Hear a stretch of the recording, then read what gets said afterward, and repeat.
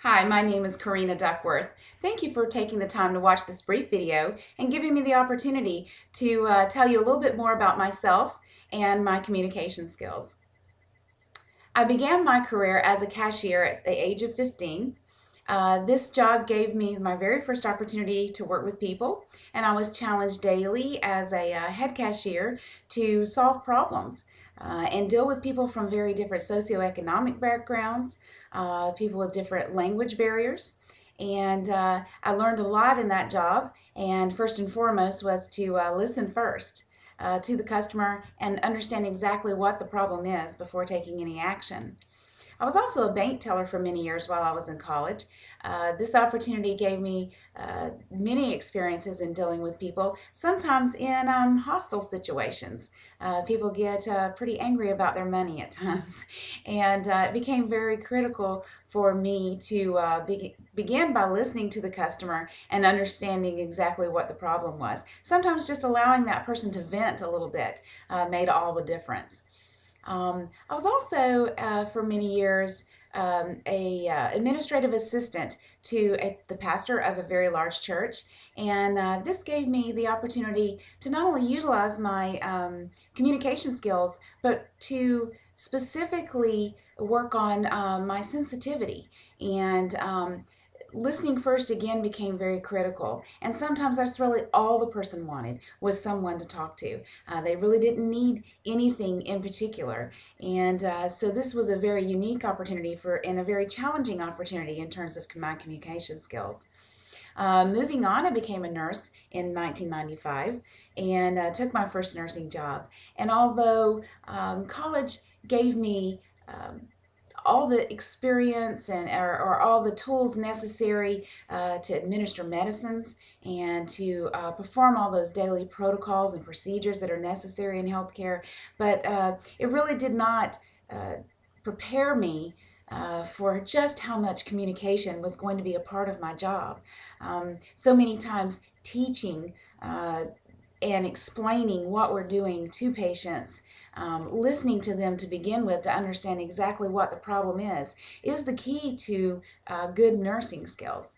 And it's something that took several years for me to sort of get into the swing, I think, of and began to become the most effective nurse that I could be. I owned my own supply chain management company for many years. And this was a very unique opportunity because in supply chain management, I was managing the supply of goods all the way from the design and manufacture of those goods through the warehouse opportunity, through utilizing IT services to enter orders, fulfill orders, and then actually deal with logistics.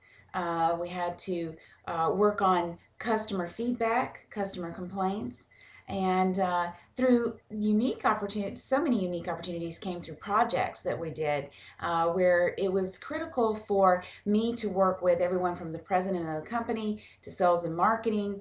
I dealt with IT services again, our warehousing services, our logistics services, and so much of my job was not only analytical skills, who's going to be the best supplier, who's going to be the best logistics service for this particular project, but it was actually keeping that project moving along. And it became very critically important for me to communicate daily with all the different people in different areas and understand exactly what their needs were, and sometimes just make a phone call and put one person in touch with another person. But it was 90% listening that made those projects come together at the end of the day. I'm currently back in nursing now, and I'm actually a charge nurse at a level 2 trauma center, and we deal with a very critically ill patients, traumatized patients, and a lot of times hostile patients.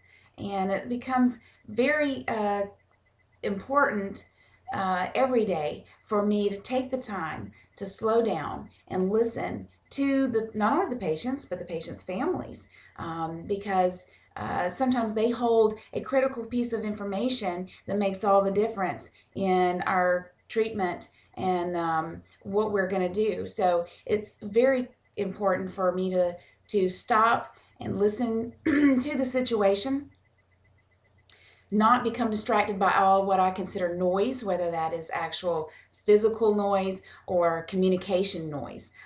Sometimes when people come in trauma situations, they are distracted by many different details, and it's important for me to utilize my listening skills first and continue to ask probing questions and allow them the opportunity to tell me about exactly what's going on before I begin any kind of treatment modalities.